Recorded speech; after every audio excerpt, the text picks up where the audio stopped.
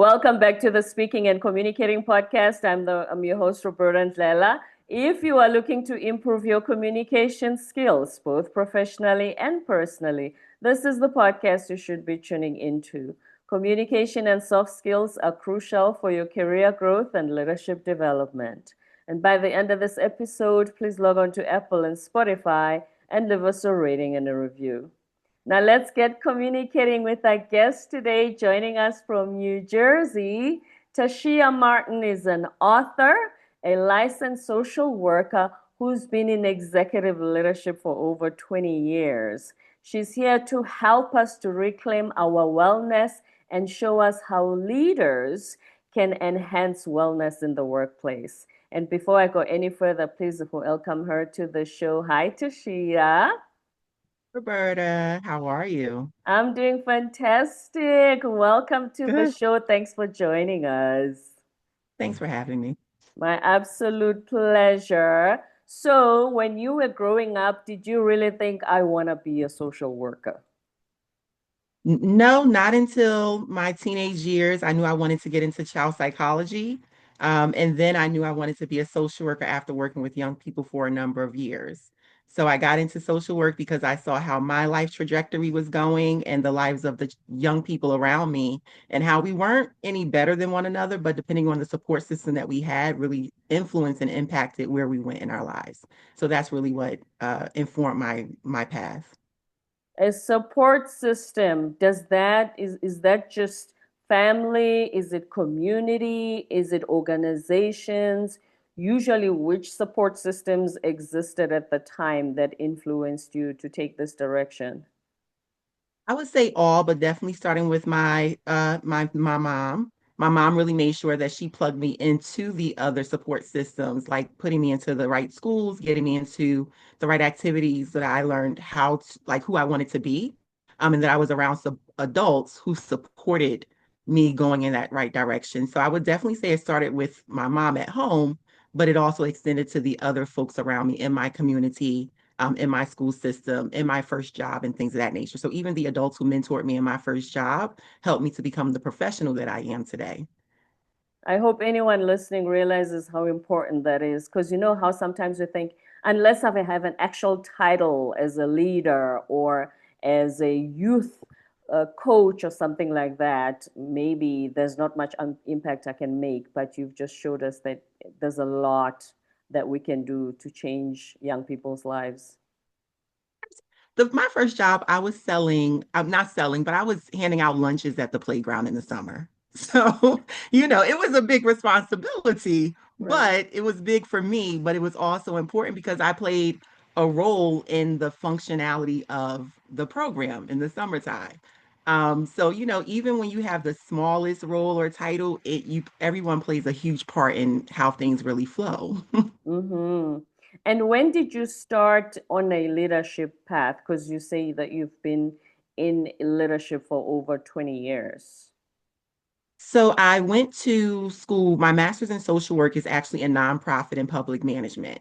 So a lot of folks think about social work as one-to-one counseling or therapy. People think child services and protection, but I really wanted to learn how to develop programs and how to manage folks who were working within these organizations. So my track, my practicum, my studies were actually on the management track. So I was fortunate enough to be mentored by the executive director of a nonprofit organization in Edison, New Jersey, who really taught me about like the finances and how to, to run some of those different components of an agency, and how to really stay politically in tuned, to understand how funding and how political decisions impact funding for your agency. So I was mentored at a very early age in my 20s. Just through my professional programming, and then I would take on small leadership tasks such as overseeing like different projects and programs within the organization, and from there, um, I started to grow. So I did have executive leaders over me, but they always gave me a level of responsibility that put me in charge of developing others, creating programs, and making sure that I'm looking at data when making certain decisions, and looking at programming and how these things are impacting young people in the work that I did. Mm-hmm. And you certainly passed it on. Shout out to mentors because I also, my first job where I was for 5 years, I had an amazing mentor who showed me all Mm, the ropes, who took me to meetings where I felt I'm too junior to enter this room. And he gave me the confidence that I belonged in those circles as much as the rest of them, right. because that And really then, changes yeah. your perspective. Sorry, go ahead. It does. And when you're in the circles, once you're in the circles for a while, you realize that no one really knows more or less than you. We just all bring a unique lens to the room. And that's what's important in leadership is that everyone has a very diverse perspective and what they offer, we take into consideration. So it's very interesting how we show up thinking that we don't belong. And then once we're there, we realize that this space is not that unique. You just have another level of responsibility when you're at the leadership table. Mm-hmm. So now you don't just focus on leadership, but wellness is your main area. Why is that? So if we look at the data, especially in the field of education, if we look in corporate, if we look in nonprofit, if we look at social work, the mental health field, there's a lot of folks just exiting these agencies. There are people who are just completely burned out. And that those numbers really spiked right after COVID. And so there's just data that shows there's a revolving door and folks want to work from home. Folks don't want to come back into the office. And so what we're doing is we're trying to meet these goals, we're trying to meet these metrics, but the people are burning out along the way. The people are what make the work actually move. And so it's super important that if we want to be able to meet our goals, we have to honor and value the people who are actually moving the work along. And so that's why I really try to get leaders to prioritize wellness, their wellness, but also modeling for others and setting the environment for their staff members and their entire organization to be healthy so that we can continue to do this work in a way that sustains not only us, but our goals and allows us to build a legacy that continues.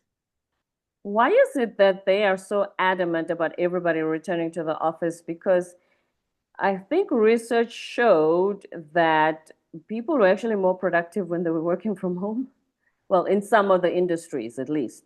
Obviously, not In some everywhere. Sometimes industries, you need to be in person, yes. But, tech-related jobs, you found that they were more productive when working from home than driving an hour to the office in traffic and driving an hour coming back home. Why is it that leaders are so adamant that everybody needs to come back to the office? I'm not really sure. When I hear the reasons that leaders want team members to come into the office, I hear about productivity. I hear about the interactions and the collaboration that they want to see, but I don't necessarily see that once I observe people being face to face. I think it's healthy to be face to face, especially when you're talking about a human-centered role. So there is a lot of responsibility and importance and value in being face to face. But I think our justification is not always related to what we're saying. I'm seeing some misalignment in what's actually being produced versus what we're saying we want it to be. So I'm still, observing those things. I'm not sure. Right. Because is it, they've taken care of the productivity debate. However, could it also be they think if we are more face to face, then we build relationships? Because here we talk a lot about the soft skills, building relationships, and building a team where you have all of these things at play so that you create a great culture. Do they think if everybody's home, then you're going to lose that relationship? You're not going to take time to build the relationship. You're not going to have the water cooler conversations. So I would say yes and no, right? I know in one of your episodes you all were talking about emotional intelligence. So being face to face is important, but if leaders lack the emotional intelligence or the work environment is hostile or toxic, then it's really counterproductive to the point of being at work. You're actually creating a situation where folks feel less well. And when you're less well, your brain does not function at its highest. And so when you're under stress or you're toxic in a toxic work environment, you are less likely to produce at your highest ability. So I think that it's not just about the relationship, but it's also about the environment that you're setting in those workplace settings. Mm. So now let's talk about the work that you do. You say that leaders Mhm. should enhance wellness. What does that look like in practical terms? So when we're talking about enhancing wellness, there's a number of leader behaviors that I like to explore, right?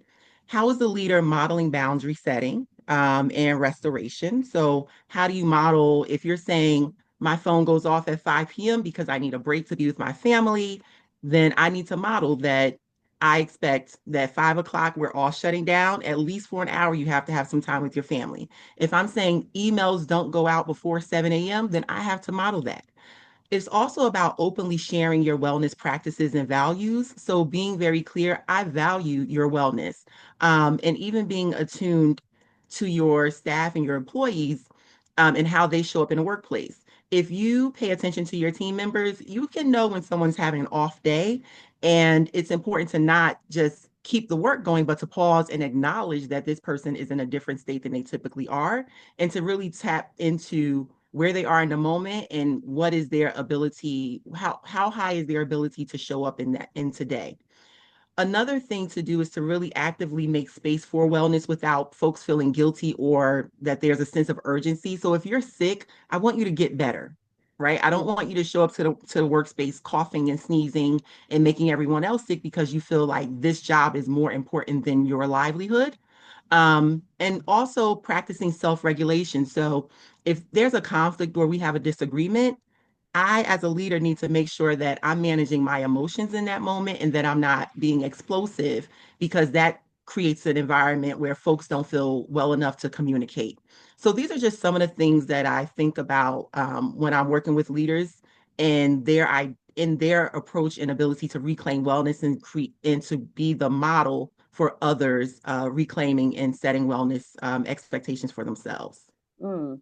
When they come to you and they say, Tashia, I need help with my team, Mhm. what have they said are the challenges that their teams face when it comes to wellness, other than what you've mentioned, which is boundaries and being able to know that my leader cares? But what else, when it comes to wellness, do they say that this is a big challenge and we can see that it affects productivity, it affects team Mhm. morale? I think stress management is something that comes up a lot. Also, I do a lot of work with folks who are in the human services field, and that might be um, folks who are case managers, folks who do child services. So those like face-to-face types of organizations, I do a lot of work there. And so the folks that I tend to work with will experience vicarious trauma, which is you may not have had the trauma yourself, but your clients are experiencing a lot of trauma. And that you're hearing those stories over and over and over again, and you don't realize that they're actually traumatizing you as well. And so that affects your burnout. That affects how you show up in the workplace, how you get along or not get along with your colleagues. It affects your life when you go home after work. And so training staff around how to develop their own self-care plans, how to be aware of the symptoms when they are burning out, and how to really develop a partnership with their colleagues to keep them on track, to hold them accountable to taking care of themselves. That's something that comes up a lot. It's oftentimes the self-care practices of members because of the populations they serve. Right. Because we usually talk about this when it comes to, if I have a therapist on the show, we usually ask and say, how do you cope listening to people's traumas all day? But when you think Mhm. about the social worker as well, that's a lot of traumatic stories that they come face to face with on a daily basis. And like you said, a caseworker, which means usually you are expected to be the solution to the problem, to be the hero, the knight in shining armor who saves the day. And it sounds like a Absolutely. lot. Absolutely. And even then, when we think about the education field, teachers are often saying, I just came to teach. Teaching is not the same. I have to be everything for my students now. And that's not what the field looked like, a couple decades ago. And so the burnout is real too, because the families, the children that come into schools, the folks who come into work. We have food insecurity in this country. We have the rent is extremely high, mortgages, taxes, everything is so high that folks are really trying to survive, but still trying to show up to work and give their 100%. And it is very challenging to do that when you have your own emotional struggles too. Mm. And speaking of that, just as an example, the movie Coach Carter, obviously based on a true story. I've actually seen the real Coach Ken Carter being interviewed. Like you said, it's not just the job he does when he's on the school grounds with the kids, but you could see that he extended himself beyond just being their basketball coach and helping them with their grades and taking those what they consider extreme measures. And it also reminds me of, I think, early 90s, Michelle Pfeiffer, Dangerous Minds. She Mm-hmm. also was portraying, it was based on a true story, and you could she would go to these kids' homes and talk to the parents about it's yeah, you don't just go to school and say goodbye when the bell rings. No, you Same don't. as the You social don't, not at all. worker. Yeah. Mm-hmm. Mm-hmm. And we have as poverty, when poverty is at its highest, when you see poverty increase, you see community violence also increase.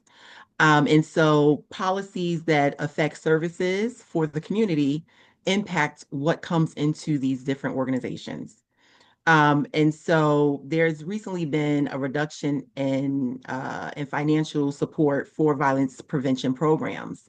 And so that means that you don't necessarily have the folks who would get involved in the community to say, hey, we can get ahead of this before violence occurs. And there's so much trauma, there's so much stress in the world that folks, they're just responding, reacting without thinking through, like, how's this going to affect myself? How will it affect my community? Folks are just being very reactionary. And so those experiences come into the workspace, they come into our school systems, they come into every different community within the ecosystem. Every single part of the ecosystem is touched by it. So those affected, the caseworkers, the teachers of the kids who go to the schools, you just have this cycle of all of this trauma and violence. And then the question becomes, I don't know how it is over there, but here in South Africa, we've realized that, you know what, I don't know how long it took us to realize that, but we realized that, you know what, the government is not going to help us do anything. We need to save ourselves. We need to come Mhm. up with our own solutions. Waiting on them, we're going to wait forever until Armageddon. What in those fields, especially with the people that you work with, like you said, they cut down on programs. It's almost like they are trying to exacerbate the problem. Mhm. So what is the discussion around that? Yeah, so you have lots of community-based organizations and collaborations um, between these different agencies, and that's honestly like what you're naming. The community has to show up for themselves, and so that's what's happening. But those things can't happen without funding and time and resources. So you often have the people who are experiencing pain, often also showing up as the helpers to help others with their pain, and so there's this cycle of like, when do you actually pause? And so when you're a leader, you have to recognize who your staff members are, what communities they come from. They may be extremely talented, but they're burning on both sides of the candle. So they come to work, they're burning their energy here. They go home, they burn their energy there. They're in community meetings because they often see the importance and the value of them showing up to be a part of that circle to solve those problems as well. And so you never get this experience of rest. You're constantly running and burning. And so if I am someone who's managing all these folks, and my team is experiencing a lot of vicarious trauma, all of my team bring their vicarious trauma to me. Now I have another level of trauma that I'm experiencing because I'm hearing their stories times all of the people that they're serving and working with, right? And then also as the leader, you also have to think about the financial wellness of the organization, the political influences around. You have to think about all these other components in addition to the people. And so this is why it's extremely important for leaders to prioritize their wellness because they're taking on so much because so much is being given to their staff as well. Mm-hmm. So then please help us. What is it that we can do when it comes to self-care? After Yeah. absorbing all these traumas, witnessing it, all the pain that those we serve are going through, what are some practical steps we can take in order to still take care of ourselves so that we can reduce or even eliminate the burnout? hmm Some of the easiest things that we can do, and of some of the I'm going to name are very privileged, right? Some of us don't have time to sleep and to outsource some of the things that we need to get done. So I'm going to name some things that I want to acknowledge are privilege based, depending on what resources you have. But then there are some other things that we all have access to, such as turning off the television or turning off certain sounds. What do we allow into our eyes? What do we allow ourselves to see? What do we allow ourselves to hear? So being able to turn off the news at certain hours or setting your music to something that is calming. That's something that, if you have access to a radio or some type of audio device, you can be more intentional about what you allow into your ears and your eye gates. The other thing that I like to offer is that when we take showers, water is a conduit. And so what I mean by that is when we speak our words into water, the water is alive. The water can feel it. The water will give it back to us. So when I like to take a shower, I tell my when I like to practice, and I also tell my clients that when they take a shower, make sure that they are stating words and verbalizing and affirming the things that they're grateful for, right? Mm. I am grateful for this. I received the love and support of my ancestors. I received the love and support of those in my community members. And as I'm washing my face, I wash my face and I ask that my eyes are open to all of the love and support that surrounds me. Because sometimes we're too blind to even see that people want to help us. Right? Yeah, People want to help us. But that's true. sometimes we think that we have to do it all ourselves. And so we are blind to these things. I like to wash my arms and say, I am so grateful for my ability to continue to love and be open to loving others and to receiving the love and support of others. I wash my feet and I say, thank you, feet, for walking me in the right direction and for pivoting when I am off track. Right. And so the words that we affirm out loud, this is how I like to set my day. And it is something that we all have access to because hopefully we're all showering every day. But I We also better. recognize that but I also recognize that if we're in a state of depression, sometimes you don't want to do those basic things, Mm. right? So if you're noticing that you're not showering, that you're not sleeping, that you're not eating, that you're not working out, that your libido has lowered, or that you've lost interest in the things that you typically like to do, those are some red flags to say, look, I might need to go and get a therapist. I might need to go get some support because I am not in the healthiest mental state right now. But when you are in those states, you should be able to do these things. So I just want to acknowledge that when you're depressed, you may not want to shower. And if you feel that way, you might want to seek some help. Another thing I like to support folks to do is establish affirmations. Mm. Because sometimes when we look in the mirror, we don't see our best selves and we can be very dissociated from who we are in our highest self. And so it's important that we allow ourselves to verbalize who we are, what we want for ourselves. I am capable of doing this. I know this is hard, but I have gotten over harder things and I will get through this too. But you have to really be very intentional to state those things to yourself by looking in the mirror. You have to see yourself and having that level of self-awareness and really affirming who you are. So those are some very quick and basic things that I like to tell folks because we're constantly in the mirror to get ready. We're constantly in the shower Mhm. when we're moving about. And so how we use our words and how we use water and our food source, those things are super important. Right. So those are the things that literally anybody can do on a Anybody. daily Mm-hmm. basis. And when it comes to Yep. affirmations, we always say, you don't have to believe it. If you don't believe it now, it doesn't mean stop. Even if you don't believe it now, all the affirmation, affirm what you hope to feel like or to see yourself as. It doesn't have to be what is going on right now. Absolutely, 100%. When I was going through when I was experiencing depression for about 2.5 years, I would look in the mirror and I would say things that I knew when I was healthy. These things were 100% true. And just because I'm not feeling healthy right now, it doesn't mean that they're true. It means that I'm not connected to it, but I would just continuously say it. I am great. I am amazing. I can do this. I am like, I see myself. I see the beauty. I see the intelligence within myself. Even though I can't connect with her right now, she is here. I am her. And you have to continuously say it, even if you don't believe it in that moment, but you have to state it loudly as if you are encouraging the younger version of yourself or your best friend who's going through some struggles. You have to be very firm and committed to making these statements so that you can eventually reconnect with that part of who you are or that part of who you want to become, like you were Hmm. saying. Yes, those are the affirmations. And then the ones that you recommended for when you take a shower, the things you say. You mentioned gratitude. What about gratitude is so impactful? So gratitude is super impactful because we often forget the beautiful things that exist. And if we allow ourselves to only see the negative, we start to believe that that's our reality. So whatever we expose ourselves to most often is what we will begin to accept as our reality. And so when it comes to gratitude, I encourage folks to you can get a paper bag, you can get a jar, a glass jar, a basket.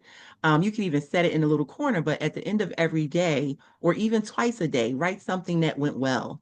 I got to work on time. That because traffic is crazy, right? I got to Yes, work on time. That's a plus. right. Um, you know, I had my favorite meal today and it was so good. My mother called me today and she told me that she loved me, right? Anything that comes to mind. I have made a connection with Roberta today, right? And Roberta's an Yes, that amazing is so person, good.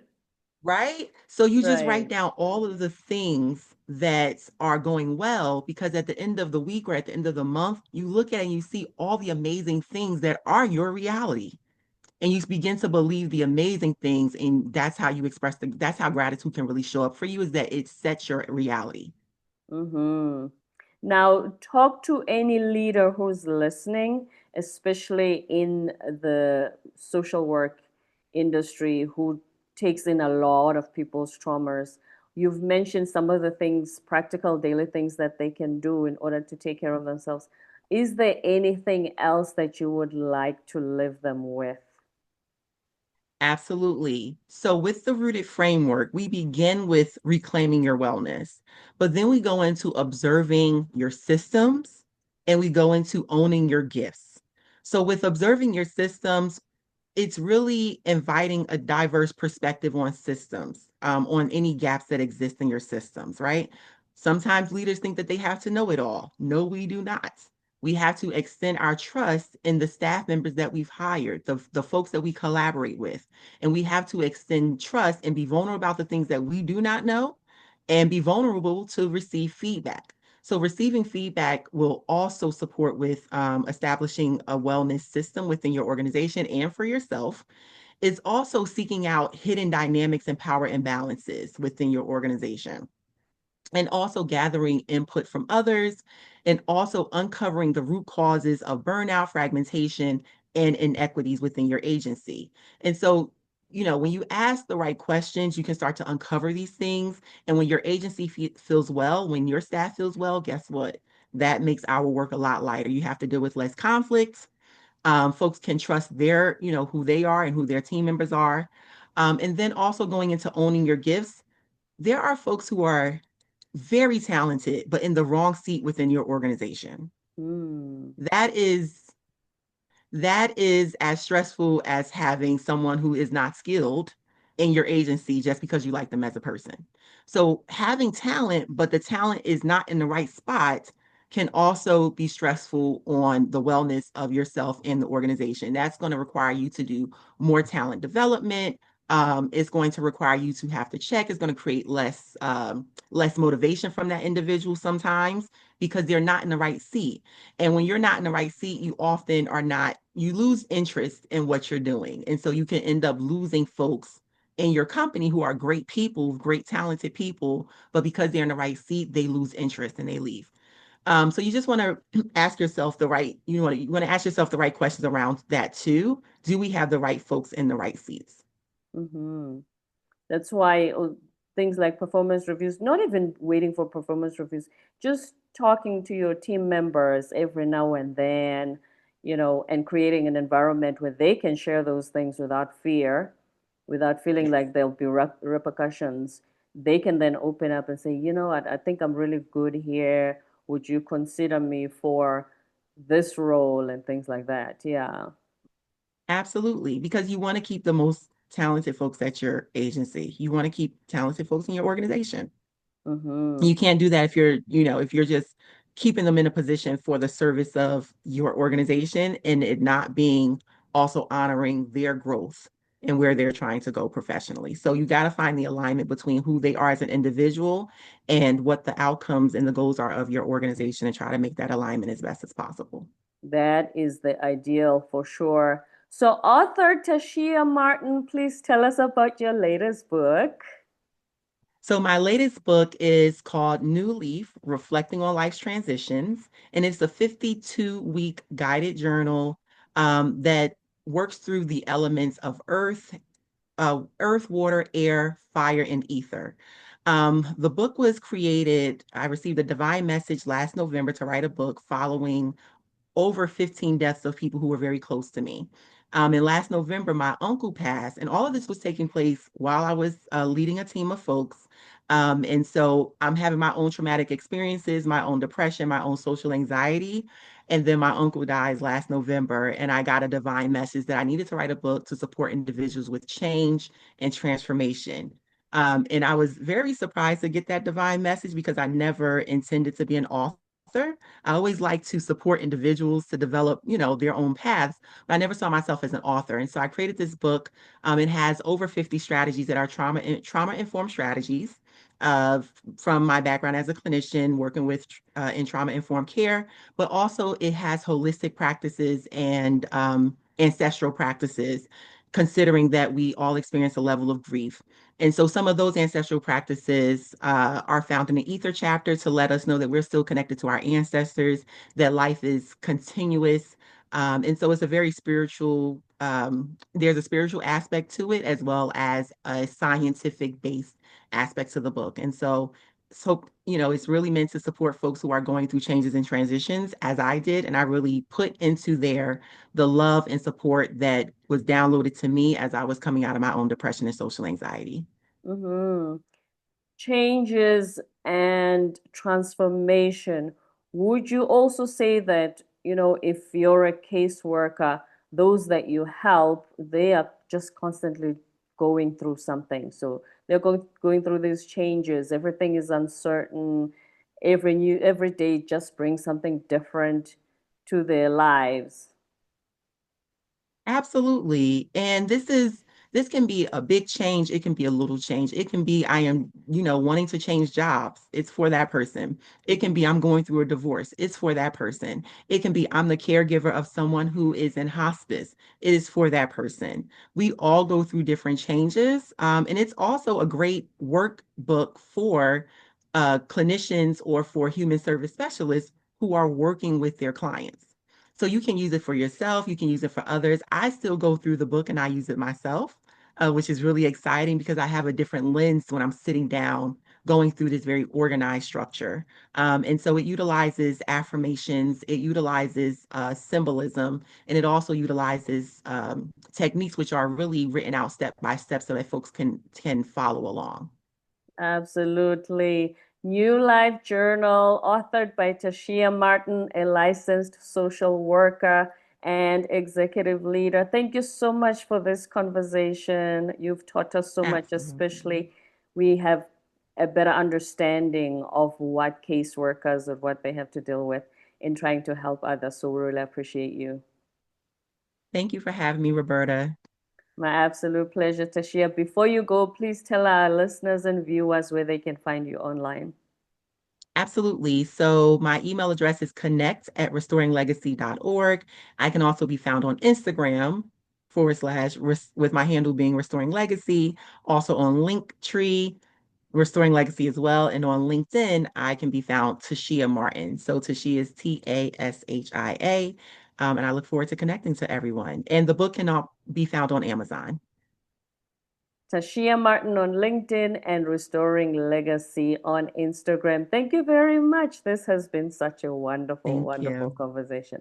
My pleasure. Don't forget to subscribe, leave a rating and a review on Apple and Spotify, and stay tuned for more episodes to come.